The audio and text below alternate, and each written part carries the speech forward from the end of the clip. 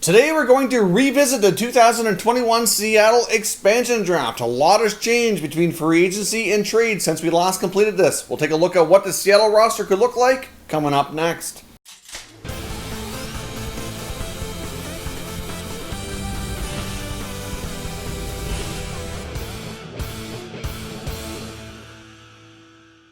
So welcome back to another video here at Top Shelf Hockey. Now, as I mentioned, today we're taking another look at the Seattle expansion draft. We completed the first one of these approximately 90 days ago, so a lot has changed in the NHL since that time. We've seen numerous trades, a lot of free agent signings. There's still a few players that are kind of floating around free agency, not signed yet, but for the most part here, a lot of those players are going to be signing one-year deals and probably won't really factor into the expansion draft a whole heck of a lot. Anyway, so now what we're going to do is we're going to jump on the computer. We're going to look at the tool for the expansion draft provided by capfriendly.com. We'll go through the list of players that I've selected to be protected for each franchise and who I would select for Seattle for the upcoming expansion draft. So there's going to be a good variety of players available, and obviously we'll probably conduct this exercise again every so often here as the rosters actually change or new things come around here. So let's jump on the computer and conduct the expansion draft for 2021, the Seattle Kraken's first players. So as you can see here, we're on the capfriendly.com website for the Seattle expansion draft tool. So I've already gone in and selected all the players that I felt should be protected. So obviously that's already been done. So let's get started here. First up, we have the Anaheim Ducks. Now, if you take a look at all the players they have to select from here, clearly there's not a ton of great choices, but we're going to go ahead and take defenseman Kevin Shattenkirk. Now, obviously, based on protecting guys like Fowler and Lindholm and Manson, that leaves Shattenkirk available. So we're going to go ahead and select him. He had a pretty solid return with the Tampa Bay Lightning. I expect big things from him, and you need some veterans on this team and so some decent cap hits. So we're taking Shattenkirk here from the Ducks, and to be honest, that signing that they gave him here, obviously he's good until 2023 on his contract, very well likely had a lot to do with the expansion draft as well as getting at least one solid year out of him next year. Now, if you look at the Arizona Coyotes, they obviously don't have a ton of solid players. You have goalie Antti Ranta as a potential option there. Defensemen, you have a lot of guys that are going to be UFAs. So I'm going to go ahead and select John Hayden, who's a pretty solid two-way forward. Still young enough at 25 that he could be a really solid bottom six player for the Seattle franchise. Next up, we're going to move along to the Boston Bruins. Obviously, all their big players are protected: Bergeron, Pasternak, Marchand, etc. You got McAvoy, Carlo, and Grzelcyk on the back end. Now, goaltending was an interesting selection with them because you have Rask and Halak are both scheduled to be UFAs. So that is I protected Vladimir in that case because it's hard to say what their situation is going to be. We basically just went with the roster here. If there's expiring contracts, then unless I knew for sure or thought for sure they would be re-signed, I didn't include them here because it's unlikely going to happen. But we're going to go ahead and take Anders Bjork here from the Bruins. I think he's a solid young forward who could still take on a bigger role with a new team like that and have a solid future. Now, moving along to the Buffalo Sabres, obviously a player like Taylor Hall shows as being available, but he only signed a one-year deal. And like I said, we'll do these drafts again here in the future. And if he re-ups and signs longer term, then that'll change the whole scheme here of who they're going to protect. But if you look at what they've got available, obviously goaltending not overly attractive. We protected Allmark. On the back end, you've got guys like Dahlin, Ristolainen protected, so obviously not a lot there. You do have Brendan Montour, but he's going to be a UFA, so I'm not sure I'm going to go down that road. So I'm going to go ahead for the Buffalo Sabres here, and we are going to select Colin Miller, who obviously had some experience previously in the expansion draft with Vegas, so he knows what that's like. He's still only 27, he's got a cannon of a shot. He'd only been under contract for 1 year at 3.8, so to me, I think that makes good sense. The Calgary Flames are up next. You have some interesting options. You got goaltender David Riddick available, but he's a UFA. On defense, you've got Mark Giordano. Obviously, I left him unavailable so they could protect some other guys like Hannafin and Anderson. I mean, there's some interesting choices here. You got Mangiapane, Sam Bennett.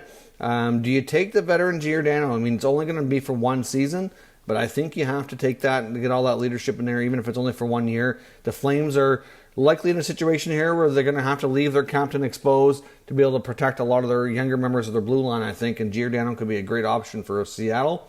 The Carolina Hurricanes are up next. Now, they have some interesting choices. They're going to have some goaltending options between even a guy like Alex Nedeljkovic. Reimer's a UFA, so not overly, attractive in that sense because you don't know what his status is going to be. But look at the blue line. You got some great options here. A guy like Jake Bean's pretty tempting, but I think we're going to go with Brady Shea, who's a little bit more established. So that is certainly a great pickup for Seattle on the blue line. Carolina's going to be in tough. Now, keep in mind, too, I'm not factoring in that could be some trades that take place because obviously teams are going to be vulnerable for certain players to be taken. And there will be trades and moves made to help minimize that. And obviously we can't factor that in because there's no ideas what's going to happen. But I can see the Hurricanes moving a defenseman ahead of time to help minimize that possibility. Now, up next we have the Blackhawks. Now, again, goaltending not overly attractive. Defense is not really overly attractive. Looking at the forward group, there's even not a lot there. You're not going to take Shaw with his injuries. You get Smith. So I'm going to go ahead and take Alex Nylander. He's still young enough that, yes, he's a bit of a project, and technically he's on an expiring contract, but he's a restricted free agent. So therefore, he likely is going to be signed. And I would expect that, bit of a project, but at least he's something there with some potential. Jumping over to the Avalanche. The Avalanche are a team who are likely going to have to make a trade or two. They're a team who's I expect to be making a big run for it this year before they get hit with a loss here in the expansion draft because there's just no way around it. They're going to lose a good player. You get Pavel Francouz between the pipes. Look at the defense. I mean, if you're going to protect Makar and Girard, you're going to leave guys like Graves and Cole available. Because Eric Johnson, what I meant to say was he has got a full no move. He's got to be protected. So they got to find a way out from that Eric Johnson contract, which is going to be massive for them. But I'm going to go ahead and take the newly signed Ryan Graves, who, in my opinion, is a really solid young defenseman and would be a great pickup here for Seattle. But even looking at the forward group, you could grab a player like Nichushkin. You could take a Tyson Jost. There's some other good options there too. But personally, I like Graves the best out of all the options. Columbus Blue Jackets. We have a situation where they're pretty lucky with goaltending. They do not have to protect Elvis. He is exempt, and they can protect Korpisalo. So unless they trade a goalie, they're able to keep both here. So we're going to go ahead and take a look at what's available. There's not a ton of options here based on who's signed beyond the current season. So we're going to take defenseman Scott Harrington, somebody who's got a pretty good contract, somebody who might be a tradable piece. Not a ton of value there, to be honest, with this Columbus selection, but we'll see here. Now, when it comes to the Dallas Stars, the Dallas Stars has some very interesting options. Ben Bishop has a full no-move clause, so protecting Anton Khudobin right now without making a trade is not going to be possible. So we'll see what Dallas Stars do, but right now, after the run you saw him go on in the playoffs, you're taking Khudobin here for Seattle from the Dallas Stars. Now, when it comes to the Red Wings are a team that, again, don't have a ton of value here based on the fact that they don't have a lot of big names that they need to protect, so they have a lot of options. So we're going to go ahead and take forward Evgeny Svechnikov as somebody who's still a pretty solid looking prospect and has a lot of potential. So we'll see how he makes out. He might be more of an opportunity. Jumping over to the Edmonton Oilers. I mean, the Oilers have some interesting options. You could go with a defenseman. You could go with a forward. It's tough to say based on what we've seen him complete, though, in the past. We're going to go ahead. So this might be a controversial pick, but we're taking James Neal off the Oilers roster. We're going to do them a favor because of how well he has played before in the past with Vegas, and I still think he's got some game left in him. He's only under contract for a couple of years, so considering where they're at, I think they can handle that selection. Next, we have the Florida Panthers. The Panthers are a team, again, with protecting a lot of their core players, so there's not a ton of options here, really, for the Florida Panthers to be at risk to really lose somebody. So we're going to go ahead here, and we're going to look at defenseman Mackenzie Weegar. Now, I'm assuming he's probably going to be traded before this and won't be available, but assuming that he is still there, he could be available, would be a great selection for Seattle.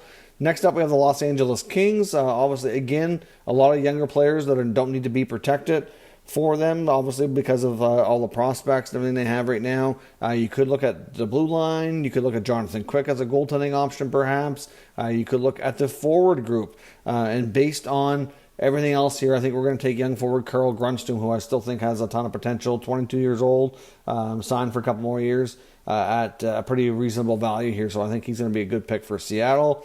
Jumping over to the Minnesota Wild, another team that has some big decisions to make. I mean, big glaring option right here, Matt Dumba. Now, I don't expect him to be there, but based on the rosters today, like I said, which is what we're doing this off of, he would be the obvious choice, and I fully suspect Bill Guerin will trade him, so this does not happen. But as of right now, he's on the roster, and with what you can protect, he would be my selection.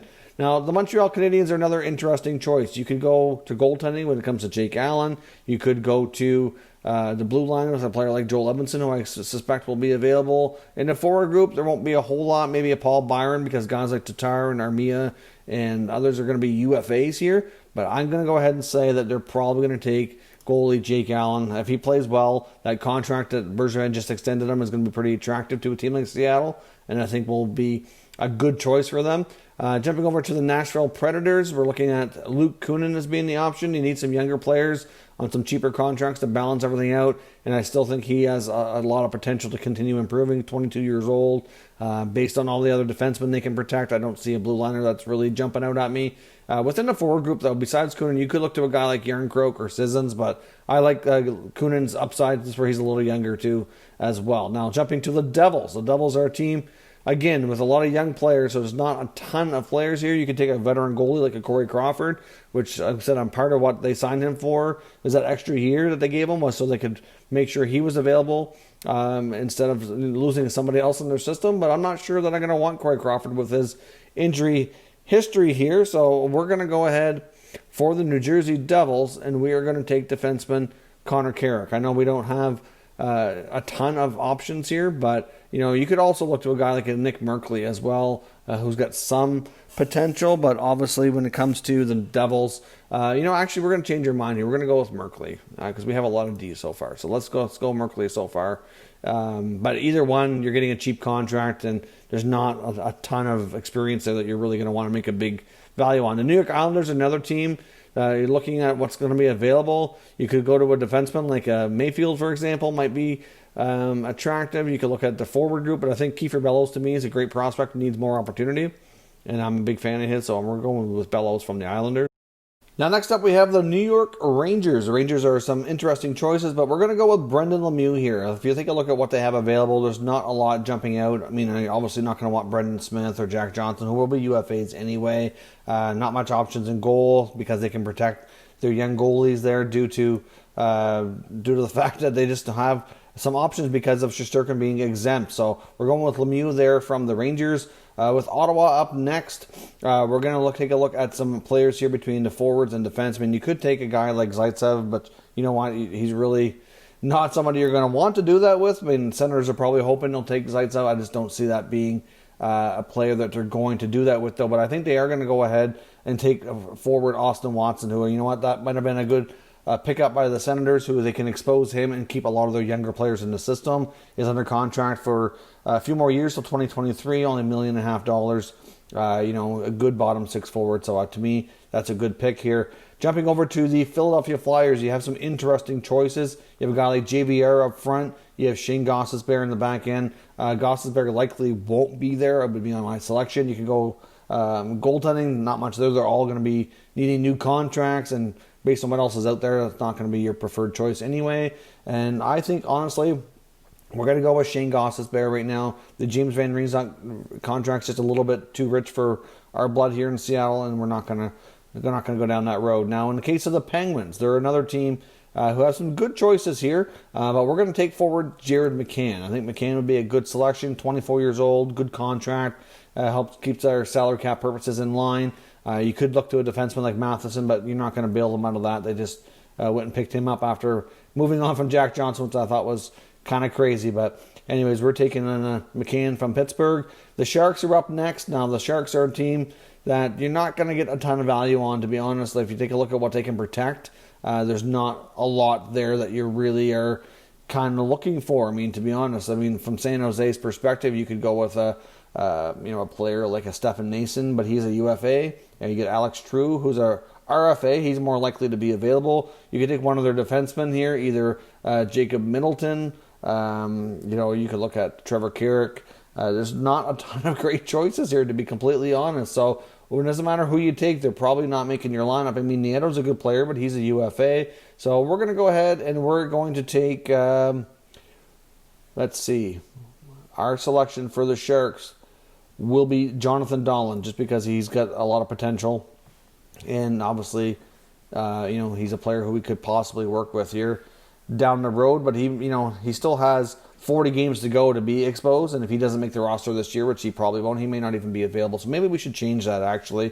Let's go, because that's the other problem the Sharks are going to have, is exposing players that have enough games played under their belt here. We're going to go with Nieto, and we're just going to assume that the Sharks are going to extend him. I know it's not something I like to do, but there's just not a lot of options here for this team right now. Jumping over to the St. Louis Blues, they have quite a few options. In the Blues case, we're going to take a look here at the defenseman Justin Falk. We need some veterans back there. We have room on our cap, so Falk is going to be our selection here from St. Louis. They're going to be, after losing Pietrangelo, now losing Falk, they're going to be in a situation where they're not going to be so strong on the back end. Now, Tampa's another team with some great selections, some great options. We're going to take forward Blake Coleman, who proved to be a real solid piece for them in the playoffs. Now, Coleman is a case. He is going to be technically a UFA. I'm fully expecting him to be extended, though, for this purpose. You could look at some other options here, but really, based on what else is there, that would be the preferred selection is Blake Coleman. I said I don't like to select UFAs because you don't know what their status is going to be, but in this case, I think he'd be a terrific pickup, and I can see Tampa extending him for the purpose of being available in this draft so they didn't lose any higher-end players. Now, Toronto, another team with some interesting choices, but we're going to take the newly signed Travis Dermott. He signed a one-year deal, but he'd still be an RFA. He'll definitely meet the 9 games to get in this year. So based on what they have available here, a lot of these forwards are all UFAs, and nobody that's really jumping out at me as being interesting anyway. Goaltending, UFAs as well. So we'll take the young defenseman and Travis Dermott. Vancouver up next. Vancouver's another team who you have some interesting choices, but we're going to take the goaltender Braden Holtby here. Obviously, he was brought in so they could protect Demko, and I expect he'll have a solid year, and he'll be one of the top goalies here for the Seattle Kraken in their first season. We have the Washington Capitals now. We could look at some players like Lars Eller or Richard Panik, but we're getting a little tight on salary cap space here, so we're going to take a pretty solid up-and-coming defenseman, Jonas Siegenthaler, who was just signed to a new contract, $800,000. Some more value here for the Seattle team here in their blue line. Obviously, we're going to have more than enough players. We're going to end up trading some players out, but he'd probably be a guy I'd kind of stick around for my third pair to start the season. You get Winnipeg next, when we're taking Andrew Kopp. Now, Kopp is a pretty solid bottom 6 forward, pretty good in the PK. Based on what else Winnipeg has available here, I think he'd be the best option to kind of round out the roster. So as you can see, we're cap compliant here with $80.2 million.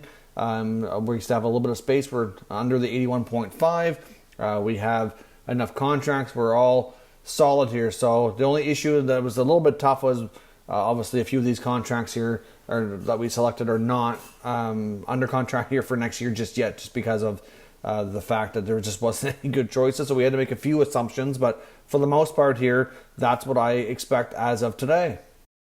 So those are all my selections for the Seattle expansion draft. I'd love to know what your thoughts are. Would you pick players any different, protect players differently? Make sure you leave lots of comments down below so we can discuss further. If you're new to the channel, consider subscribing and turning on your notifications so you don't miss any future content. And give this video a thumbs up if you enjoyed it. I'd appreciate it if you did.